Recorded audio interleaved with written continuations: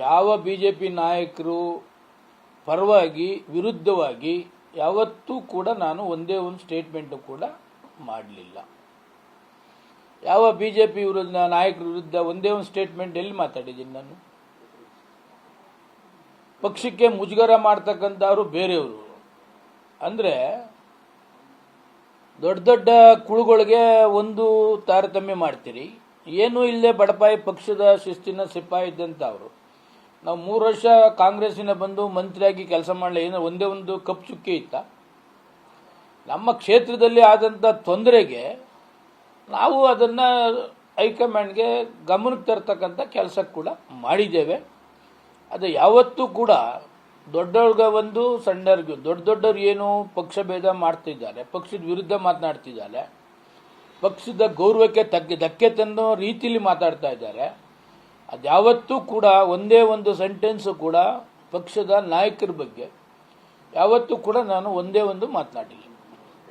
BJP ನಾಯಕರ ಆರೋಪ ಏನಂದ್ರೆ ವಿಜೇಂದ್ರ ಅವರ ಪರವಾಗಿ ನಿಲ್ಲುವಂತಹ ಎಸ್ ಟಿ ಸೋಮಶೇಖರ್ ಅವರು ದಿನನಿತ್ಯ ಡಿ.ಕೆ. ಶಿವಕುಮಾರ್ ಅವರ ಜೊತೆಗೆ ಓಡಾಡ್ತಿರ್ತಾರೆ ಅನ್ನೋದು ಅವರ ಆರೋಪ.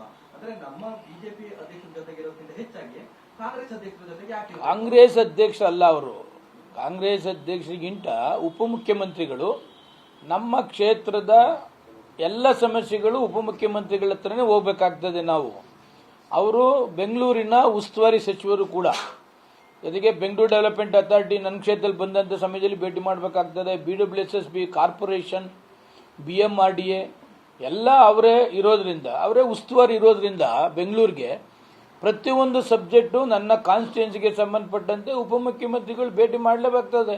ಯಾವತ್ತಾರು ಇದುವರೆಗಿನ ಒಂದೇ ಒಂದು ದಿವಸ ಕಾಂಗ್ರೆಸ್ ಕಚೇರಿಗೆ ಹೋಗಿ ಡಿ.ಕೆ. ಶಿವಕುಮಾರ್ನ ಪಕ್ಷದ ಅಧ್ಯಕ್ಷರು ಭೇಟಿ ಮಾಡ್ತಕ್ಕಂಥದ್ದು ಒಂದು ಹೇಳಿ. ಇಷ್ಟು ವರ್ಷ ಒಂದೇ ಒಂದು ಕಾಂಗ್ರೆಸ್ ಕಚೇರಿಗೆ ಅವತ್ತು ಯಾವ ಥರ ಭೇಟಿ ಮಾಡಿದರೆ ಕಾಂಗ್ರೆಸ್ ಅಧ್ಯಕ್ಷರು ಭೇಟಿ ಮಾಡಿದ್ದಾರೆ ಅಂತ ಇವ್ರು ಹೇಳ್ಬೋದಾಯ್ತು. ಪಕ್ಷಕ್ಕೆ ಡ್ಯಾಮೇಜ್ ಮಾಡಿದಂಥ ಅವ್ರಿಗೆ ನೋಟಿಸ್ ಕೊಡಲ್ಲ ಇವರು.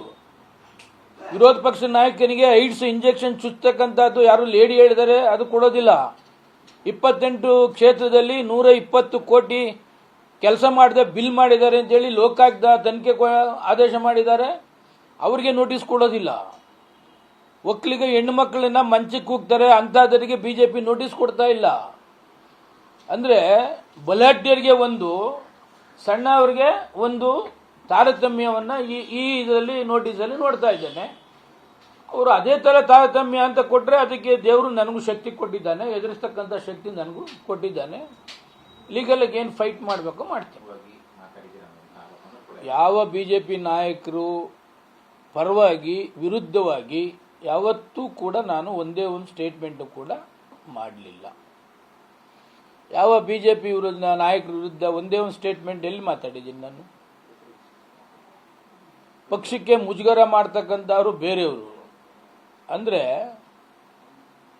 ದೊಡ್ಡ ದೊಡ್ಡ ಕುಳುಗಳಿಗೆ ಒಂದು ತಾರತಮ್ಯ ಮಾಡ್ತೀರಿ, ಏನೂ ಇಲ್ಲದೆ ಬಡಪಾಯಿ ಪಕ್ಷದ ಶಿಸ್ತಿನ ಸಿಪಾಯಿ ಇದ್ದಂಥವ್ರು.